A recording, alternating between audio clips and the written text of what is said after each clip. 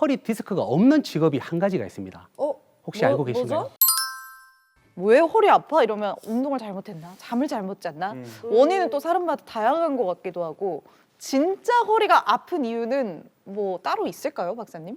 그 세계 최고 근위의 의학 전문지에서 허리 통증을 이야기하기를 네. 허리 디스크가 손상돼서 허리가 아프다라고 이렇게 이야기를 하고 있습니다. 네. 이제 우리 주변을 살펴보면 네. 허리 통증이 아픈 분들, 특히 디스크가 터진 분들의 직업군들이 굉장히 다양한 걸 알 수가 있습니다.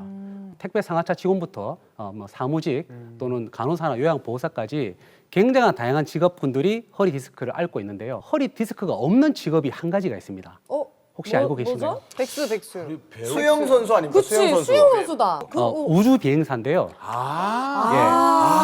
우주 비행사는 맞네. 이제 우주에서 이제 생활을 하죠. 이런 경우에는 우주는 중력이 없기 때문에 허리 디스크에 압력이 전혀 없고 그로 인해서 디스크가 터질 일도 없고 통증도 없는 겁니다. 그러면 중력 때문에 우리가 지구에 사니까 중력 때문에 허리가 아픈 거는 사실이잖아요. 네. 그러면 우리가 허리가 아플 때마다 우주로 나갈 수는 없지 않겠습니까? 네, 나가고 싶어요. 그러면 지구에서 중력의 영향을 최소화시키는 방법을 찾아야 되거든요. 거꾸리? 거꾸리.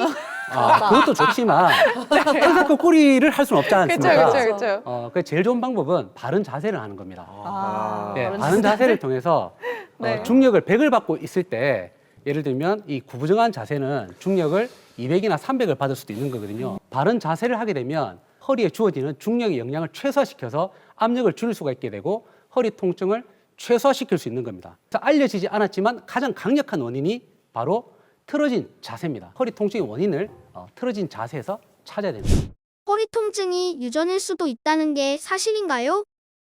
뭐 체질을 닮았다는 것 자체가 그거 유전으로 인한 거거든요. 아, 그렇지. 이 한의학에서는 이게 사상 체질도 유전된다고 보기 때문에 어. 부모 체질을 자식이 담습니다. 제가 어제 이제 진료받던 초등학교 6학년 학생인데요. 요추 5번, 여기 요추 5번에 네. 이 척추 분리증이 있더라고요. 척추 분리증은 요추 5번 척추가 앞으로 밀려나서 이게 뒤쪽 뼈가 깨져서 앞으로 밀려난 것을 말하는데요. 네. 초등학교 6학년이 이런 증상이 있어서 너무 신기해서 네. 부모님께 말씀드렸거든요, 제가. 아버님한테 말씀드렸더니 그러게 어린 나이에 그죠? 예, 아들이 이제 요추분리증이 있다. 네. 근데 아버님이 너무 신기한 표정을 지으면서 본인도 요추분리증이 있고 5번에 어머. 그리고 자기 아버지도 요추분리증이 있어서 오, 평생 유전이네. 동안 허리 통증으로 고생을 했다. 이런 말씀을 하시는 겁니다. 유전 맞네요. 유전인 거죠. 좋은 자세로 허리가 좋아질 수 있나요?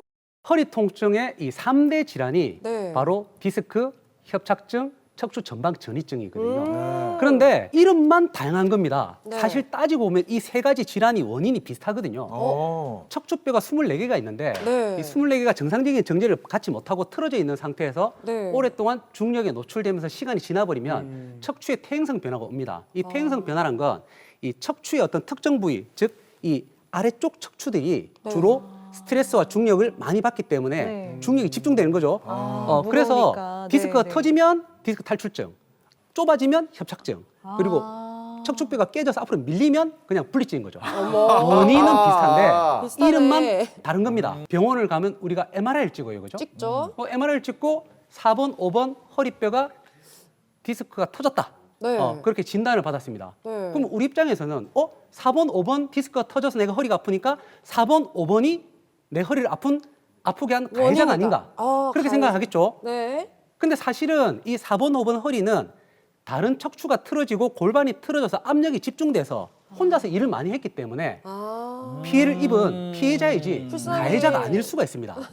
그럼 우리는 이런 가해자를 찾기 위한 노력을 해야 되는 거거든요. 그렇죠. 그러면 골반이 틀어졌다든지 등뼈가 굽었다든지 거북목이나 틀어진 어깨, 다리 길이 차이, 평발 이런 여러 가지 다른 요인들, 척추가 틀어진 다른 요인들로 네. 인해서 허리가 아플 수 있기 때문에 그런 가해자를 찾는 방법이 바로 자세 교정을 확인해 보는 방법입니다. 자세를 바르게 한다고 수술 없이 허리 치료가 가능한가요?